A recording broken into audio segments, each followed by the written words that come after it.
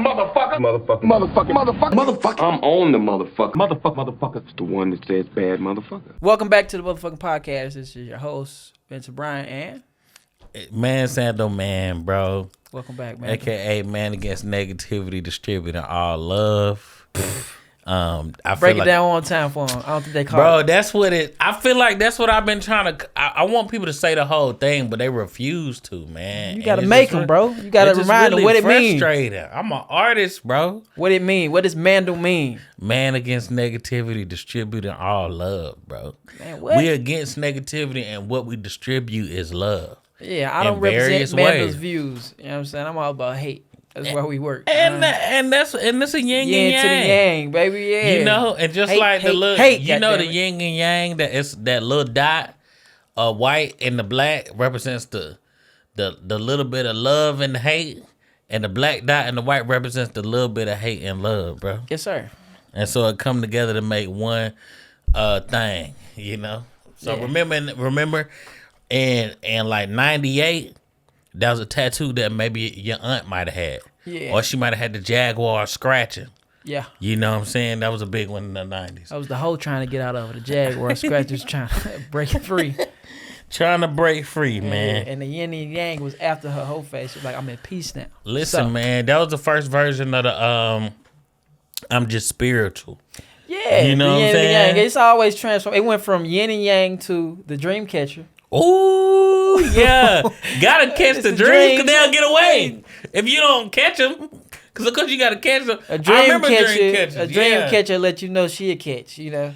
Hey, man, one thing about people, bro, they go with some idea that somebody told It's them. widespread. I remember, speaking of dream catchers, I remember this Native American used to come to the summer camp I was in, bro. And when he would come down, he would like teach us about Native American stuff. Uh-huh. And one thing he would do, he came twice. And he'd be like, man, y'all want to see me? Whoa, he came twice? Nah, bro, you gotta relax. All right. He came twice in the dream catcher? Relax, brother. All right. I agree. That was very middle school. Pause, or whatever I'm supposed to say. But so look, he came there and he was a Native American dude. So he'd be like, hey y'all want to see my horse? And we kids, we like, man, yeah, we want to see that horse. Well, pull the horse out. And he'll be like, that's my horse right there. He'll point to his Ford F-150. A Bronco? No, it was just a truck. He was like saying like, we don't ride horses. It was just him making fun of y'all. He had horsepower. His whole thing was like, man, they calling me Indian. I ain't never been to India, you know? He was like, I'm Cherokee and my cousin over there is Tomahawk. And he was teaching us about Native American stereotypes when we was kids, bro. What if he said, my name is Jeep Cherokee? That would have been crazy. If he drove a Jeep Cherokee as a Cherokee, I ain't gonna lie, bro. Jeep owed him some change, bro. Jeep owed him some money, bro. Jeep, if you listening to this, go down there to their reservation. The Jeep named their cars after all the shit the Indians could have had or should have had that would have made their life better, like a compass. Oh, snap. If they would have had some liberty. Or maybe some penicillin. That worked too. If they call it the Jeep clean penicillin. Clean blankets. Listen, man, them white folks came over there without that bathing. All that skin was falling on them. They're just sick, man. I really hate that they did that. I did too. And we just ate turkey in celebration of it. Bro, but I will say this, man. If you go out to North Dakota or like I've never heard of a nigga going to You've been to both of the Dakotas. I done been to both of the Dakotas. And it's bison out there.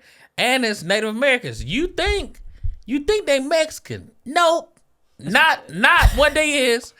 Native Americans. They out there, and all the white folks are like, hey, don't go to the reservations there. They it's a lot of crime, they'll kill you. But when you speak to Native American people, they be like, no, we just kill white people. Which is fair, because I mean, bro, they done killed a lot of them. This is off track. So we seen the movie Pulp Fiction. Oh yeah, that's the movie for today. Pulp Fiction. We talking about Pulp Fiction today. One of Sam's better performances. This is a movie that he actually got a line in it. Well, not even gonna say better performance because he's a great actor, but this is one of those movies that we finally picked that has a lot of Sam in it, and we're 100%. Excited to talk about it because Pulp Fiction is a great film, a great Tarantino flick. 100% great film. 100%. Is this the first Tarantino flick that Sam was in? Probably. I imagine so. I think it was. I mean, this is like one of the early Tarantino movies. This is after Reservoir Dogs. If you've seen that one, yeah, I have seen Reservoir Dogs. This is after Reservoir Dogs. Yep. And they landed. It's a lot of Easter eggs in Pulp Fiction. For sure. Okay, you got some? I'm gonna break the movie down, and as they go along, as we break the movie down, and I point out which is which, we gonna see the Easter eggs that were inside of there because they are related. But also I want to point out that Samuel L. Jackson is not the first choice for this role. Who was it? It was my man, Lawrence Fishburne. Wow. Yeah, okay. He wasn't the first choice. I actually have the graphic. I got the picture to show that he wasn't. It's a list of guys on there. Who was supposed to be in there? Yeah, instead of I think Samuel L. Jackson was a better fit. Than he was the perfect choice for it. He was the only guy that could nail it. Lawrence Fishburne, does he have a loose eye as well? No, he does not. Lawrence Fishburne is my man. You don't know Lawrence Fishburne? Yeah, I do. Yeah, he ain't got no loose eye.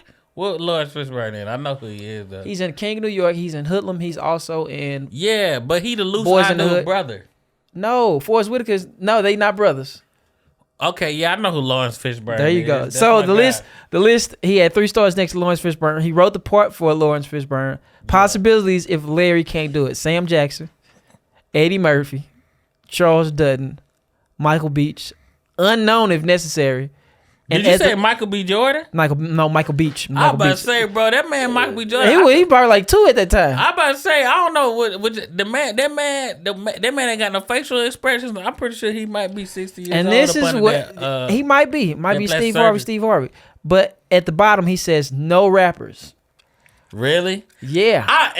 That's a point. I'm a keep a note of that because that's something I want to talk about later. Because that is as much as Quentin Tarantino uses racial slurs. That don't even. It's like, all right, cool. You use it on everybody. You get it at everybody. It's some points in this movie that I watched back. This is maybe my 7th time watching this, bro. Yeah. And it's some points this time that I decided I do have points of contention. You got grievances with 100%. Fair enough. Also, let's see, Vincent, who was played by I think John Travolta was purely for this one. Marcellus Wallace. That was for Ving Rhames, which ended up being him. Word. But he also considered Sam Jackson for Marcellus Wallace, which I could have seen him playing. Yeah. All right, let's get into the breakdown of the movie. Okay. So the movie starts off with a crackhead tweaking couple sitting at a diner deciding they like a Bonnie and Clyde, but they like a foreign version. So you know what I'm saying? It's my man. Yeah. They in there talking, but we're going back and forth. And he makes a brilliant point. And it was bro from Inglourious Basterds. Yes, it was. He makes a brilliant point. That knocking over a restaurant is easier than a bank. Yeah. Because the guys don't have the hero complex. There's no security guard at a diner, and everybody got cash because they're gonna leave a tip. Yeah. It's like, and then you got the money that the money has made for the day in the restaurant. So it's like, oh, this is a safer thing. So it's a criminal trying to do crime better. Right. And so then they skip around in the movie. They jumping around. But so there, I don't remember necessarily the next thing you see. The next thing we see is Vincent and Jules, which is Sam Jackson and John Travolta. So they in the car. They talking shit. They going back and forth. They talking about how much time Vincent has spent in Europe and what they call burgers over there, which is they call more specifically Big Macs. Big Macs. They call them Royales. Royales with cheese. Bro. Royale with cheese, my brother. Royales with cheese. Which is funny to me because in Canada, I went to A&W for the first time in Canada, and what they call the burgers there. Well, it's very strange. They call to my AW like the root beer. The root beer, but they got a restaurant. They got a restaurant. They got burger that North joint. Dakota as well. Right. Okay. Well, they have bison burgers there.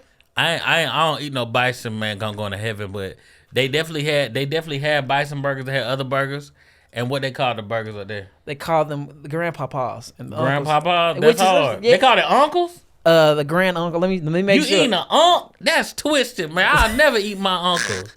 No matter what. Forget that. You wouldn't? I'm not eating my uncle for nothing. Here's the thing. If I was a cannibal.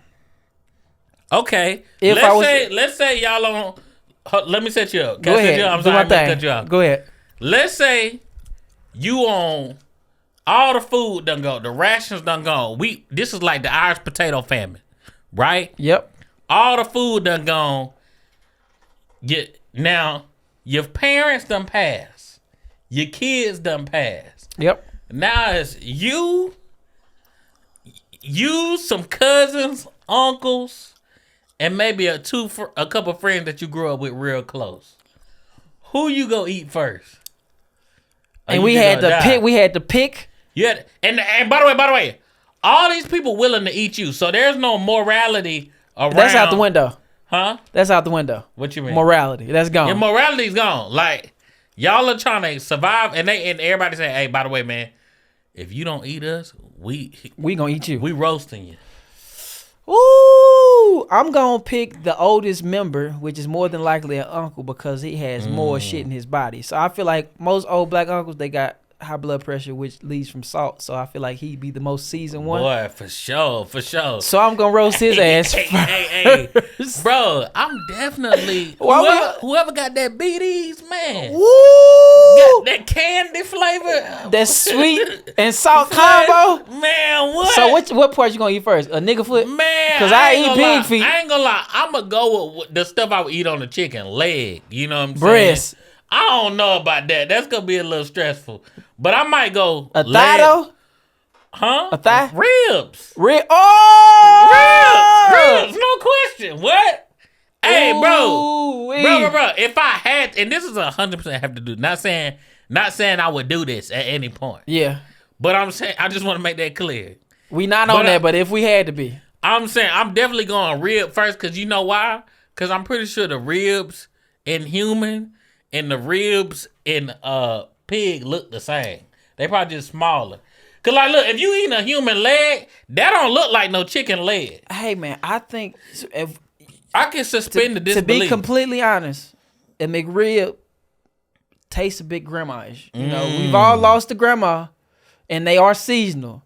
You eating McRibs is grandma. I just feel like it's grandma meat. That's how I knew that McRib was wild, but that it ain't got no bone in it. Ain't got no bone. It's this is prime granny. Yeah.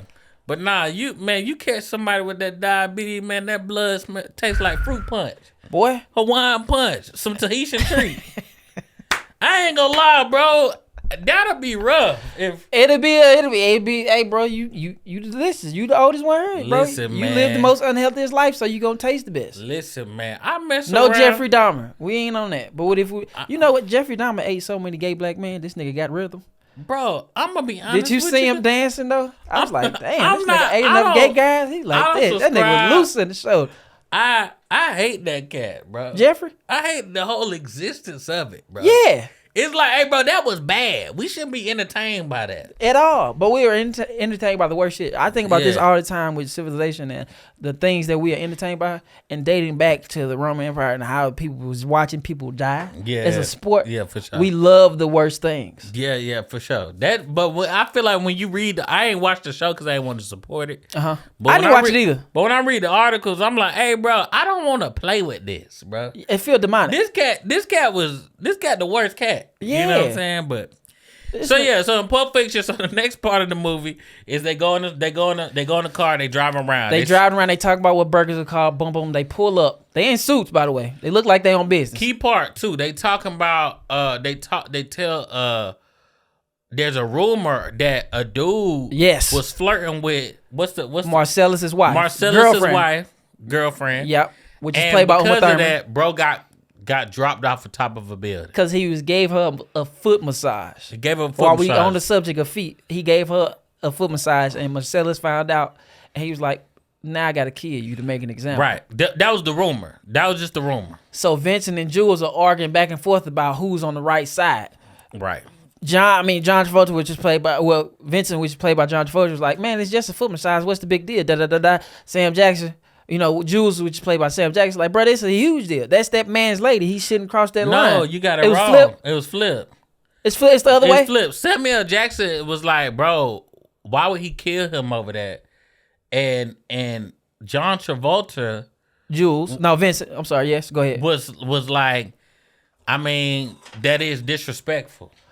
That's why I messed it. Yeah, okay, yeah. Okay. So look, bam. So then they end their discussion. They they end their sidebar. They go to the front door. Now they knock on the door and they enter, and boom, it is 3 people inside this living area. One guy in the kitchen, one guy sitting in this chair, sitting at the table, and one guy on the couch. Right. But Sam is speaking. Vincent walks cleaning to the kitchen, move dude out the way, and Sam is speaking directly to this man that is sitting in this chair. He's like, oh, what's going on? It's real casual conversation, but it's a little eerie. They on business. They got guns out. They talking And he's like, do you know Marcellus? Is he a bitch? He's like, no, he's not. Say it. No, Marcellus isn't a bitch. And he asks him about the burger. First of all, he's like, can I have a bite of your burger? Yeah, he did. And he bit into this man's burger, right? Mm-hmm. And to wash this man's burger down, he said, can I have a sip of your drink? And Sam, he took a big gulp. It was more than a gulp. He got to the bottom of the drink. He got hydrated. He got to the bottom of this nigga's drink, and you know how you be like, you know how you finna tell ain't nothing left in there? He got to that point of the drink. Yeah, all ice. Yeah. And this how I know Sam tough, because it was a Sprite, and this nigga didn't wince at once drinking that Sprite. That nigga drank that thing down. And it was from McDonald's too. That McDonald's Sprite. Boy, that motherfucker bite your throat. Nah, that jump for real. And so then that thing happens, right? They going back and forth. Something else happened in that room that was important. He shot the guy first to let him know they weren't playing. He shot him, and then he killed the other dude on the couch. He killed the other. Yeah, he shot the dude on the couch. Killed the dude on the couch, and then he shot the dude in the leg to let him know he wasn't playing. And then it was another guy in the corner. It was a black guy in the corner. So that's the three. And John Travolta was sitting in the kitchen. Boom, boom. So they shot back and forth. Blah, blah, blah, blah. Whole time, it's because they owe him some drug money. They owe Marcellus drug money they didn't pay. Bam. Whole time, there's a guy in the bathroom with a gun. He could have saved his friend's life. But we didn't see that till later. Oh, shit. We didn't? Was that later? No, I'm tripping. That was in the moment. Yeah. Because that's why he was like, all right, boom, man. Because that's... He come up with the gun, he missed all the shots. Bam, bam, bam. He outlined Sam. It's just like, oh, this is motherfucking cartoonish. They look at each other and they shoot the shit out this nigga with the rest of the bullets they got. They killed him. The whole time, they did not kill the black guy that was sitting in the corner. Yeah. So they get in the car, they drive back and forth, boom, boom, whatever. They having a conversation, but you could tell visibly Sam Jackson is like, he's shooken. He's like, bro, it's time for me to retire. I got to add one part. Go ahead. Samuel Jackson says his Bible verse. Yes. What's the exact verse, bro? I wish I had it. But it's not a real verse. I know. It's a made up verse that he would say on the microphone before killing cats. Yep. So then Samuel Jackson says this famous verse that he says before he kills everybody, which is right. So the line goes, well, there's this passage I got memorized that sort of fits this occasion, right? Ezekiel 25, chapter 25, verse 17. The path of the righteous man is beset on all sides by the inequities of the selfish and the tyranny of the evil man. Blessed is he who, in the name of charity and goodwill, shepherds the weak through the valley of the darkness. For he is truly his brother's keeper and the finder of the lost children. And I will strike down upon thee with the great vengeance and furious anger those who attempt to poison and destroy my brothers. His brothers, which he's speaking of Marcellus, right? Because you evil for not paying him his money on time. For any person that owes somebody money and you not paying them, you evil, and we will strike you down. Brothers, and you will know my name, the Lord, when I lay my vengeance upon thee. And then he starts to shoot the hell out of him. By the way, man, great job reading that, man. And I had a little red gun over it, so I couldn't really read it. Yeah. No, right, I totally. I just saying, if I was to read that, we would have been here for 20 more minutes. That's all right. It would have took me a long time to get through that. Time. And I would have been stressed out. I was kind of getting a little shaken, but you killed it. Appreciate you. But no, definitely, that's what he would read off to the cat. Now, they leave there, and then they go straight to the next scene is them Marcellus. In the car. You got to get him in the car. They back in the car. Go ahead. They talking, like arguing, but Sam is really disturbed. He's like, bro, it's time for me to quit. This is some crazy shit. This is some real shit. Did you not see what happened? I'm supposed to be dead right now. They still going back and forth. They in disbelief, but the whole time it's a black guy in the back that he didn't kill that was in the apartment. So Vincent turns around, but he has the gun like this. He's like, man, could you believe that shit? And boom, somebody hit a speed bump. Bow, he shoot him. Head splattered all over the window. Yeah. So this is a key element of the story. They got to get off the road because there's blood and brains all over the inside of the car. Bam. So now we cut to. Right. So I forgot about that part. So now we cut to Marcellus goes out of town. And for some reason, his wife, girlfriend, Uma Thurman. Needs a babysitter. Yeah. I have a comment on this I'll bring up later. But she needs somebody to take her out and babysit her while she out. Now, so they go to this like 50s themed restaurant where they sit in these old cars. We jumping ahead? I think we jumping ahead. What happened? Do we meet Bruce Willis? We do meet Bruce Willis in the next scene. Oh, yeah. And then we gonna jump to that. So after they blow the guy's brains out in the car, we meet Bruce Willis, who is this boxer, who is, a lot of times guys, they're great athletes, they're good at their job, but they just can't get over the win hump. They're great, they're talented. So what Marcellus is proposing to the young man is, well, not young man, it's Bruce Willis. He proposed to him. He gives him like $30,000 in cash, $20,000 or $30,000 in cash, and he was like, "Look, you gonna throw the fight in the 5th round. Boom, you gonna feel a sting." And I'm thinking like, "Oh, he gonna feel a sting from a punch." He like to talk about a sting. He said, "The sting you gonna feel is pride. Fuck pride. It's only bad," which is a great line. I'm gonna give you the exact line at the end when we ask what the best line in the movie is, because it's a great line because it's true. And he's like, I'm gonna take the money to take the fall. Boom, boom, boom.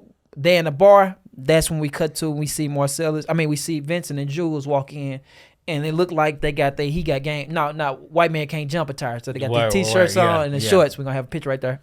Yeah. And they walk into the bar, and then the bartender is like, "Hey man, we heard you got to babysit Marcellus's girlfriend." Yeah. Which spawns Jules to laugh like, "I told you finna be in some trouble." So Marcellus proposes to him, and he's like, "Hey man, I need you to take my girl out for me." Blah blah blah blah, whatever the case may be. Boom boom boom. All right, cool. So now, right. So then they go to so now he picks her up, takes her to the restaurant, and she's a full blown geeker. Hold on, wait now. You got to take what's his name? Vincent goes to buy drugs. Oh, he go buy the drugs. He go get the lady. He go buy drugs. He gets heroin. He gets high as a motherfucker before he go picks this woman up. For sure. And then he picks up Uma Thurman. She has a cool ass bob. She's wicked. You know what I'm saying? She a good time. She like a fun girl. Yeah. Like a fun girl. And she a full blown geeker. So they go. She do cocaine and she goes to the powder room to powder her nose. For sure. She does that. Bam. And then Vincent goes to the bathroom. Boom. The whole time he forgot his drugs in his fucking pocket, and she pulls the drugs out. Shit, let's turn this motherfucking party up. Yeah, it's not cocaine, baby. It's heroin. Also, she disputes the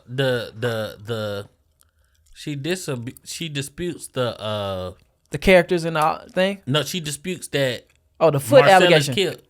Yeah. She said that didn't happen, but in the midst of this, he trying to stand on the like, hey, you can't flirt with somebody's wife.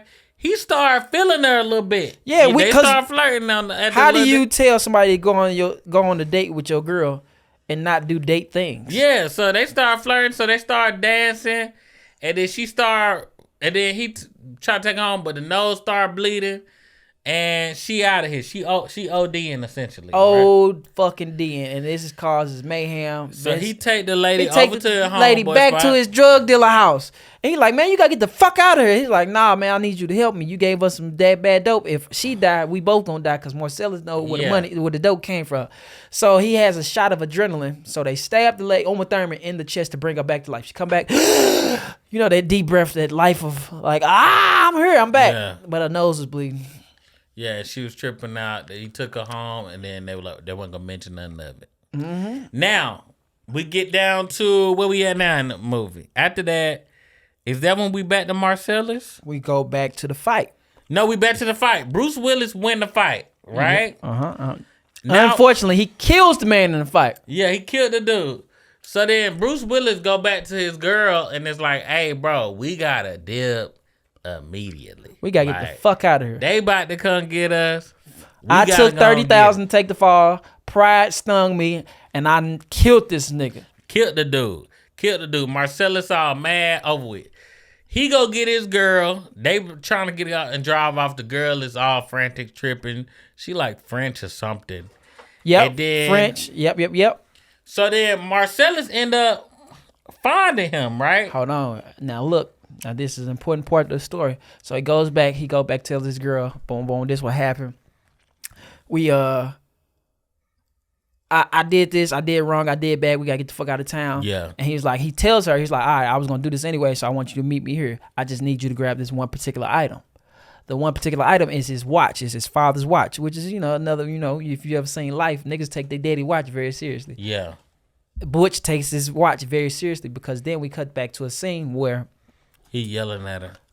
He's yelling at her. He go crazy on it. Like, what the fuck is wrong with you? Then we cut to a scene to show him why this watch is so important. So they go back in time. Christopher Walken walks in and is talking to a young kid. He explains to him, he's in his full regalia in military uniform. He explains to him what a watch. He want to give this kid this watch because his father has passed. He tells him the story of the watch, which means it's some fucked up shit. It's nasty, really. He tells him that his father has tucked his watch in his ass for 5 years. And he's like, and when he died, he handed it over to him. He's like, I want my son to have this. So he's like, well, I'm still at war. Bam, bam, bam, bam. How am I gonna get it to him? He's like, well, you got to keep it the same way I did. So the watch goes in Christopher Walken's ass for another 2 years. It did, yeah. So whole time, 7 years of worth of watch in somebody's ass. Yeah, booty watch. Booty watch. Yeah, you know what I'm saying? Bootywatch.com. But hold on, whole time what fucked me up is this watch still works. So what brand of watch is this? Because that's a hell of a commercial. Hey, that is a commercial. What is it? Sure. What's the tagline? It's like, hey, this watch is gonna go through some shit. I mean, bro, I'm gonna be honest with you, man. And it was a metal watch. It wasn't even like a G-Shock or something. It wasn't no G-Shock. It wasn't no Rolex. This was a good old Seiko watch. Yeah, it was like sure. this is Swiss engine. You know, it had to be a Swiss watch because it was around all that chocolate. Yeah, that is a great joke. That's funny. Anywho, but so cut back to the scene because he has to go back and get this watch because it means that much to him. Yeah. So he's like, this motherfucker. He don't want to yell at her. He mad at her because she wants some blueberry pancakes, boom, boom, whatever the fuck. So he get in the car. He's like, how this bitch forget this watch? Da da da da. So he go back to his apartment. He's very cautious. He's trying to sneak it to his own apartment, turn the lock real slowly. Boom, boom. He goes and searches. He gets the watch. He's looking around the apartment. Ain't nothing in there. He's like, oh, okay, cool. I'm good. Throw the watch on. Whole time he should have just left. What this nigga do? He starts searching the cabinets because he a little hungry. He pulls out a Pop-Tart. Is that something you would do, man? Nah. If I know somebody about to kill me, I'm gonna have to get something on the road, man. I'm gonna go give me a little burrito. But that makes me wonder. It feels like it was one of them. Was it a strawberry pop? I gotta look back again. I'll ask you this: what Pop-Tart is worth taking a break for? What flavor Pop-Tart would you take? It's like, man, I gotta have it. I'm honest with you, man. That cherry one go hard. I remember when they with first them little candy red crystals on top. Yeah. I'm gonna be honest. The one when they first not today. When they first dropped dropped them hoes. The purple with the blue swirl on it. I don't even know what flavor that is. But that's what it was. Is nuts. That motherfucker went platinum. That Pop-Tart crazy. When they first dropped that one, the purple with the blue swirl. Y'all know what we talking about because it got the red filling. Man, y'all know what we talking about. When that one hit the streets, man, they set it on fire. They did something with that motherfucker right there. So that's top tier right there. That's the number one. That's top tier. Right up under it. I'm gonna go with the cherry. Cherry is hard. I'm gonna go with the cherry. Then right up under that. Then you going classics. Then I'm going blueberry, strawberry, and then up under that we got this is a classic. This the ones you hated. But they came through in the clutch for you. You needed a liter of water to eat it, but it was good. What? That cinnamon boy. All right, now this motherfucker get you through there. That's that auntie special. I will say this. Auntie top place for Wildberry Pop-Tarts is the Wildberry. That's the boy. Wildberry. Yeah, there Joe. we go. Hey, I don't know what berry is wild. Whatever they put in that one. They went nuts with that. Hey, but look, I will say this. The cinnamon? No, the what's the one? The chocolate sundae? Yeah. What a actual Pop-Tart part was chocolate? Yeah. They went crazy. That was one. They had a cookies and cream one. They had a few chocolate flavor and he's like, I gotta be in the mood for them. Nah, word. I gotta be in the mood for them. But that cinnamon boy? Yeah. Well, after a while, they stopped. When they got too chocolatey, it's like, hey, man, remember we having breakfast. Yeah. We starting the day with Fool us a little bit. Yeah, like this ain't no dessert. This went so far, it's not even a pastry no more. It's full on dessert. Nah, you on the song with that. Now, hold on. I'm going to fuck you up now. Yeah. I'm going to ask you something. I want you to be honest with me. When it come down to it, Pop-Tarts or toasted strudels?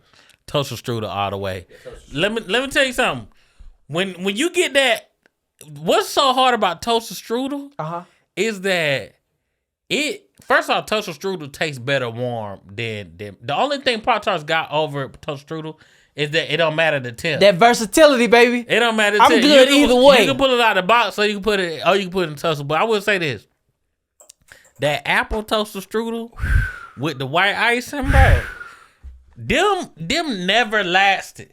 in the house. Nah. Cause they only came in a pack of 6. Are we breaking them down? And it's like, hey man, we doing 2 a days. If you learn how to 2 a days. If you learn how to time your toaster strudel, because that was the trick. You had to learn how to cook that thing. Yeah. You get the perfect crispy flakiness and with all that. But the worst part of toaster strudels, and this is why I'm picking Pop-Tarts over toaster strudels, is because ripping that sauce packet open. For sure. It was damn near impossible. If you ripped it the wrong way, you just got too much you sauce. Gotta ooze. Yeah, you can't drizzle. You want to be able to drizzle. Drizzle, not squeeze. I used to throw a smiley face on mine. You was in there getting busy. I was trying to have a good day, bro. And then, but if you cut the pack two in the middle, it's just slopping out. It became what's that movie Flubber? Yeah, man. It's just like, and it's not fun at that point. Nobody want no. This it's ain't not slime fun. time live. And here's the thing. You know what? Toasted strudels really only tastes good in the morning time. You sleep, bro. That's or late night. Listen. Pop-Tarts with the shits all day. When they start putting the cream cheese in the middle, when they was doing like the cheesecake verse, strawberry cream cheese mix. I know what you're talking about. Woo! You see how they had to add a little extra? Nah, bro. Look. You see how they had to add a little extra though? It's like, hey man, they took me straight to Italy with the toaster strudel. Okay. Pillsbury, okay. Doughboy, I was like, we all fit there with them. It was flaky.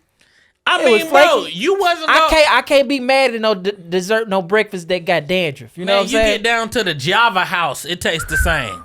I mean, they really figured out how to put that in the frozen package. They went platinum. Pop-Tarts and toaster strudel went platinum, and all these little French toast sticks. But we'll get into that breakfast another time. Yeah, the French toasters was hard. You said from Aldi? Yeah, it very specific. I ain't really have a brand for French toasters. They always won with me. Yeah, the one, not the little square ones that you can microwave. No, I'm saying they always won. Like they were always good. It don't matter. Yeah. Okay. So look, so we back. So back to Bruce Willis eating his Pop-Tart. So Bruce Willis eating his Pop-Tart. Now he's checking. He thinks nobody's in there. He looks to he cracked the thing open, getting a little piece. Like, man, this shit alright. You know what I'm saying? It was dry. It had to be the cinnamon one because he went to the sink to get some water. As he was walking to the sink to get the water, he noticed it's a motherfucking Mac 10 on his counter with a nice little silence on it. He's like, oh shit, what's going on here? Whole time Vincent in the bathroom. Vince come out, he look at him, Vince look back at each other. Man, Bruce Willis holding that thing like this. He got it in his hand. He let him have it. He put him back in the toilet. And then he ran back. So this is where shit gets crazy. So he kills him. They get back in the car.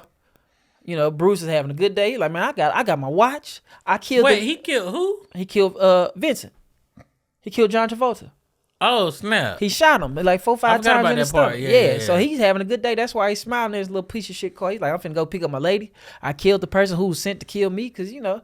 But as he pulled to a stop, like he looking like this. This is coincidental, purely coincidental. Guess who's walking across the street? Marcellus. And he's crossing the street, and Marcellus looked to his left. And he like, oh shit, it's you, motherfucker. I was looking for you. You just took $20,000-$30,000, and he probably really cost him more because when you pay somebody to throw a fight, that means you put money down on something else. So it was like he probably put a lot of money down on this motherfucker because he was controlling the fight, and he lost him a lot of shit. So Marcellus ups his gun whole time. Bruce Willis, he's like, nigga, I'm in an Autobot. Nigga, I hit you with this car. Yeah. He drives and hits him. Boom, boom. Hey, he did transform on him. He transformed, hit him, but then he crashed the car. Yeah. Trying to leave. So the whole time, you know, they helping Marcellus get up off the ground. Marcellus get up, shaking up, and boy, he like this, kind of wild and shit. Bruce Willis over there with a broken nose, broken face, bleeding down.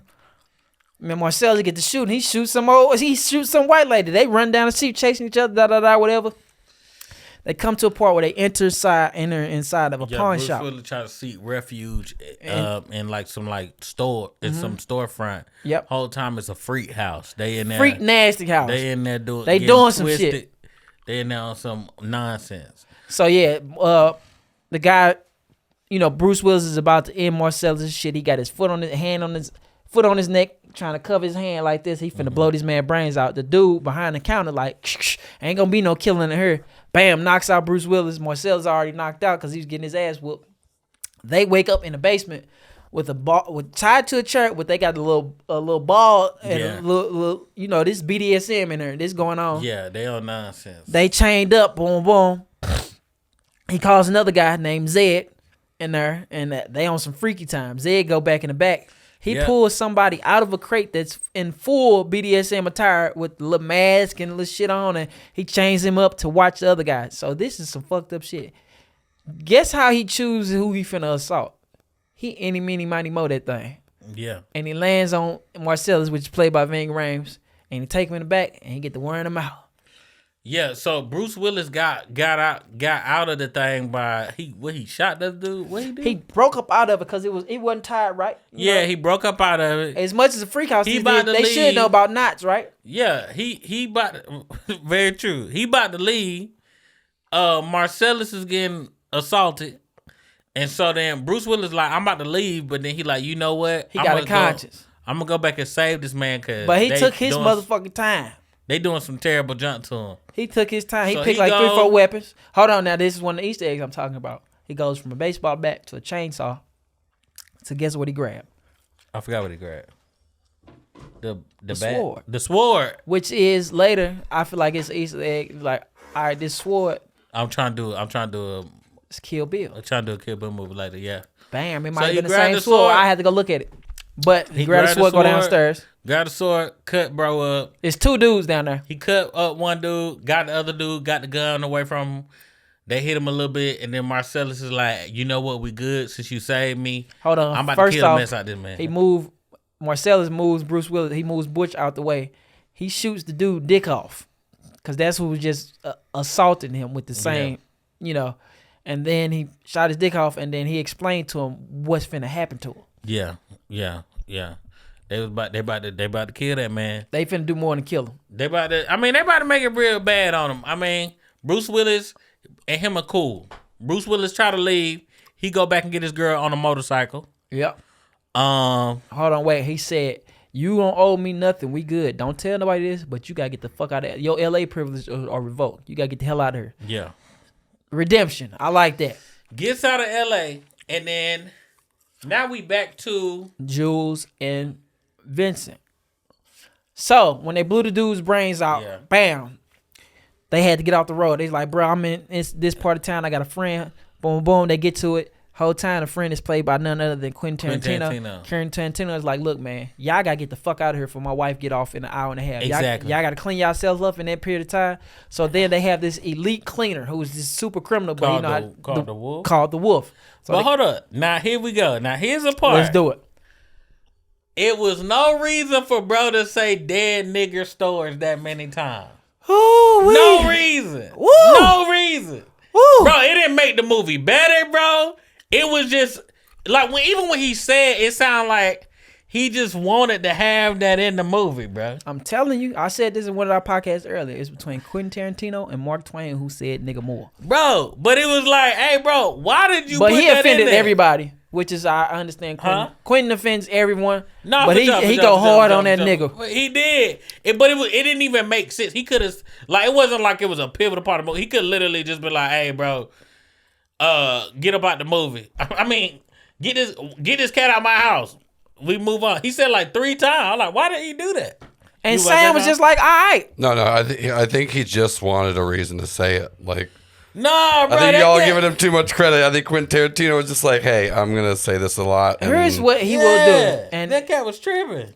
he employed black people though. He do. But Some I think, people just be racist and don't employ I you. was like, that's just a good. You talking about the amount of money he put in black people's Yeah, hands? he's like, hey man, I've paid for the word. I Other don't people say it know, for free. bro. I I'm don't know. not saying it, but that's his justification. Yeah. He was tripping, bro. I was tripping. He was tripping, and I was about. And so this brought up a question for me. Go ahead. How much money would you have to make to be in a movie where a white person call you nigga? To my face? To your face. How much money would that movie, like if you was in a movie and they said, hey, you a superhero, man, you gonna be throwing buildings, you gonna be saving babies, you about to be the star of tomorrow. All we got David Duke in the movie. Ooh, And it's gonna be a scene where he gonna call you that, and instead of fighting him, you gonna start crying.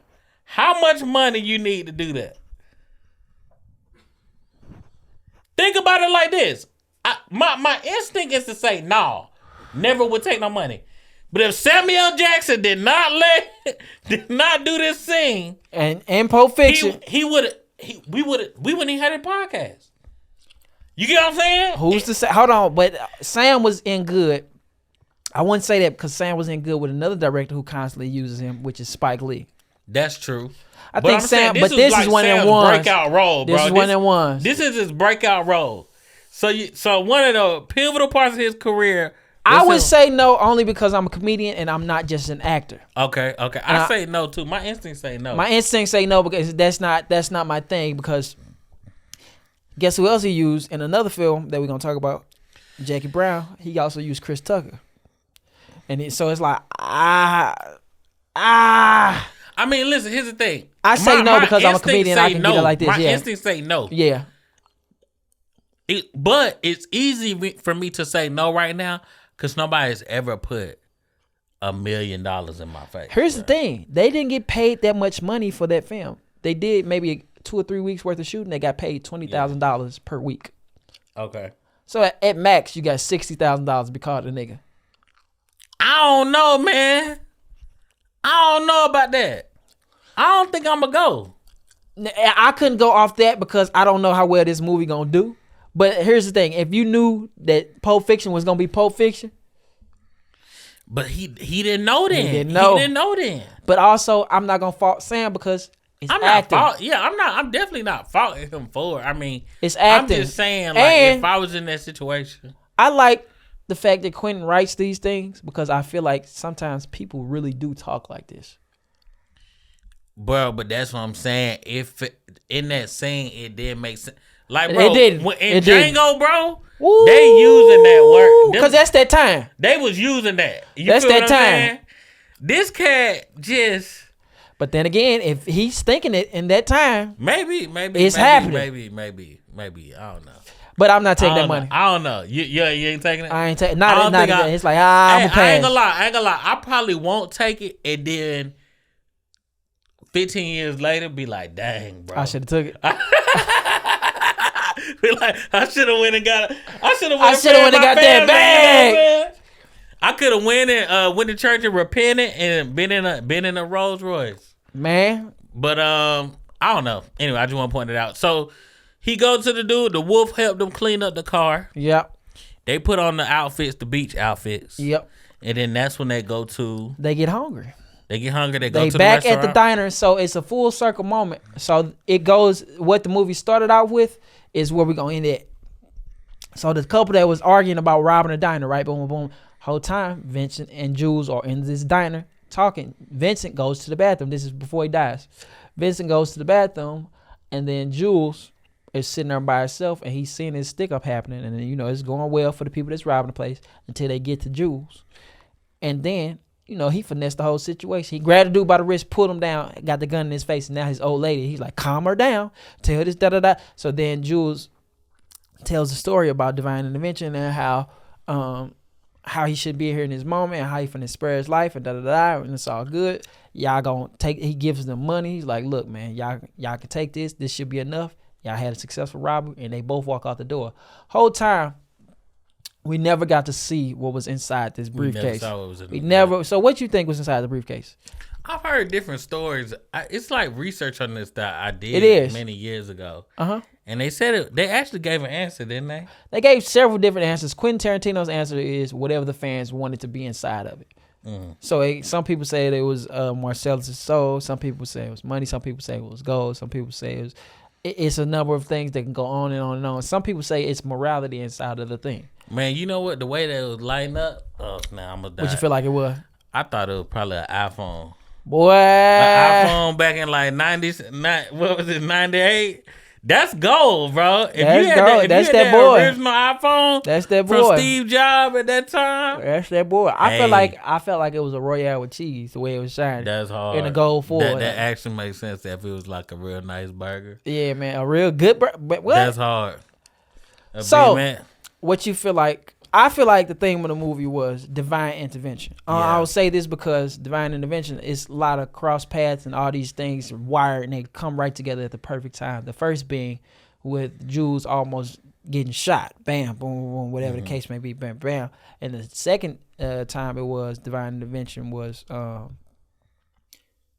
when Bruce Willis was in the pawn shop, and he was like, all right, those two things happened. He came back at the perfect time. It's like, oh damn, they ran into each other. This happens. All these things kind of come together at once for something good to end up happening for these people. Yeah. I think mine was what you just said. Okay, we work with that. Yours is Also way too better with than the mine. because you're talking about like when Vincent died, because he tells Jules he's like, no, like what you're saying is dumb, and so he didn't listen to divine intervention and he died. Yeah, he didn't listen. That's saying because like they had their conversation. He's just saying like no, because Jules like retires after that. That's why Vincent Solo, he didn't leave the life, and that's how he died. And he died. So it's like Yeah, him not he didn't listen. him not That's listening. crazy. That's So, crazy. yeah. That is. So has divine intervention ever happened in your life to where later on you was like, whoo, thank God I missed out on that. Man, bro. Dang, that's a good one. A time that's something I wanted to do didn't work out. Not even get that or something that just prevented something you that's from worked it's after just better? something the world, the universe, God, whoever you believe in Yeah. just stopped you. But at that time he was like, man, this feel like that's just somebody stepping in and saving me. Yeah, man, bro. I'm trying to think of a good one, bro. I remember, you know something? I think, bro, I live in Atlanta, bro. Yep. And I am undefeated on getting my car broken in. Bro. And I think that, and I've been in places where the car next to me got broke in and mine didn't. And I think a lot of that have to do with somebody being like, hey, bro, just park on the street. And I'd be like, nah, something ain't right about that. And then them glasses be gone, bro. And your The glass be window- good. Yeah, bro. Do And you then think it's somebody the- be like, park in this lot. And I'm like, you know what? I'm an Uber today. I just feel I got some Uber credits. That's the advantage of being an Atlanta native. You tapped into the earth. I can feel it. You can I feel it. I can feel it. You can feel it when I the can feel jig it. for the happen. I for sure can feel a car break in. Yeah. Tonight we going to a show. Hell yeah. I'm Ubering. If we going to Crucial, I'm out the Uber, dog. Not going Hell for yeah. it. Yeah. So I think divine intervention for me was I was working at Walmart. This is like 2013, 2014. Man, we in there getting it. We were on Walmart unethical anyway. So shit, we was like, shit, y'all hiring children to make shit. We finna steal from y'all. So my brother working in the back. They receiving the trucks, so they know what's coming in, what's coming out. So this is when iPads and iPhones was coming to Walmart. People was coming in. So we was hitting licks. We was hitting them, getting them up, bow, hit them over the head, hit them over the head, hit them over the head. We had a whole little online shop, boom, boom. It all went bad one day. They got like 6 TVs. They threw them over the thing. The apartment behind Walmart seen it. It's like, hey, we seen a box go flying over the wall. Could you guys tell us what it is? Police pull up. They're like, 6 TVs. What happened? Where'd this come from? So then they go and alert the store, and the store's like, well, we ain't had nobody break in. Let's run the cameras. Cameras are seeing in the back. The people in the back was doing X, Y, and Z. These people are, everything has already been taken care of. I can talk about it. Time has passed. So I'm in the store, but I push carts. I'm not in the back. I'm just like, all right, I can get the shit for it. I can give people, I know how to broker deals. I was like, all right, I'll give you $50 right now. I'll give you cash. I kept cash with me. So I was like, I'll give you $50. And I'll go sell the motherfucker for $450 or whatever. That day, I was like, I was on break. I was chilling. I ain't going to back. Boom, boom. Cops just showed up. They flooded. You think somebody was stealing from the place, which they was. All you see is a whole bunch of guys in the shipping department getting pulled out. My brother was included. They walking him out in cuffs. I'm like, damn, they finna get me next. I got a car full of shit. I'm just sitting in the car. I'm waiting for them to come get me. Boom, boom, boom. So I ended up calling my older brother. I was like, all right, look, take my car, park it over here. Bam, get whatever you're going to get out of it. And then bring my car back up here. Divine intervention. That's hard, man. That's hard. Man, your life is so much interesting than mine, bro. I've lived several different lives, bro. Yeah, man. I've lived one, bro. I've just sat still and made poor decisions financially. I've made terrible decisions. No, you made like cool bad decisions that you could tell somebody on a podcast and be like, this is what happened. I got plenty of stories that I got 3 questions. Did you go sell all the stuff that you had got away with? Yes. And did TVs? People get time for this? A lot of time it was first time offender. So when you get your first slap on the wrist, you getting 30 to 60 days. Nobody got real time. Does anybody snitch on you? No. Did you when they got out? Was you like, man, you held it down, bro? You kept it real? Hell no, cause nigga, I ain't make you go back there and do that. We had a business going on. You was receiving, I was giving. I just wasn't back there with your red handed. Man, I'm gonna be honest with you, and I think this is an important time to share this in our friendship. If at any point in this podcast they like, hey, Mandel, y'all stole this equipment, and all y'all going to jail. And you just so happened to show up late that day, I'm definitely gonna be like, Vincent on this podcast too. they're like, we'll reduce your sentence if you got everybody on the podcast. I'm like, Vincent Bryan, he look on YouTube. I wouldn't say that. I'll hold it down, Mandel's be naming all the guests you all bring in. Now. I'm just playing. I wouldn't do that. But no, I think that was it, man. I think that's the movie. What would you give it a performance? Samuel Jackson performed 5 motherfuckers out of 5 motherfuckers on this. I'll give him 5 out of 5. I rate the movie because it was a pointless ass movie. I enjoyed it, but I would give it. I'm gonna give it off the strength of he said nigga so many times. I got to take 2 motherfuckers away. That's real. I got to take 2 motherfuckers. So I'm gonna give it 3 out of 5 motherfuckers. Man, bro, I'm gonna still give it 4, bro. You give 4 still? Movie. It's a great movie, bro. It's a movie I've seen over and over again. Like okay. It's one of the movies that's real good, and it's so good that people pretend like it's bad. Yeah, because it don't make sense, but it's a slice of life movie. It's like it's bizarre, it's insane. It's like I just had to take some ratings away because they said nigga so many times. What was your quotables you had? Let me get back. We gonna edit this one in, but it was the Ving Rhames quote. It was the yeah, I thought the movie was great. I thought Samuel Jackson was great in it. And we got a little quotables. We can put the quotables. I'm just gonna say a little PSA for anyone listening. If you're over the age of 24 and you would like to get laid, take down your Pulp Fiction posters because every woman out there will be talking shit to you, talking shit to her friends about it. So what? I'm just saying. For real, it's like if you have like Pulp Fiction and like Fight Club and like just those 2 posters. Movies, it's definitely. Yeah. I'm not saying you can't like it. It's like hipster movies. But yeah, no, it just kind of gives you those vibes of like, oh man, you're gonna have some shitty opinions. Also, I say this for white people. You walk into they might think we cool though. Yeah, you walk into a white dude's house and he's got like Fight Club and Pulp Fiction posters. Like, man, you're gonna have some shitty ass opinions. Man, that was a wild thing about me getting cool with white folks. Because later in life, I didn't really grow up with them. So the biggest thing was like the stuff that's like mainstream, cool white folks stuff. All the cool white folks hate it, bro. Yeah, it was like, no, I'm just getting hip to this. Man, I remember when I came in, I was like, man, the Red Hot Chili Peppers hard. I was like, they going crazy. You say that around the wrong white with dude, they like, they start throwing up on themselves. You be like, hey, relax, brother. It look like you just had a chili pepper. Relax. Yeah, you tripping. They hate the Red Hot Chili Peppers. They hated they hate Coldplay. Yeah, it's like Coldplay. Viva la vida, my nigga. Man, that's a fire song. What are you talking about? You hate Coldplay. I used to rule. I thought it was hard. Man, what? I used to hear that in the morning. I was like, man, god damn, are they gonna be good? Yeah. At the same time, it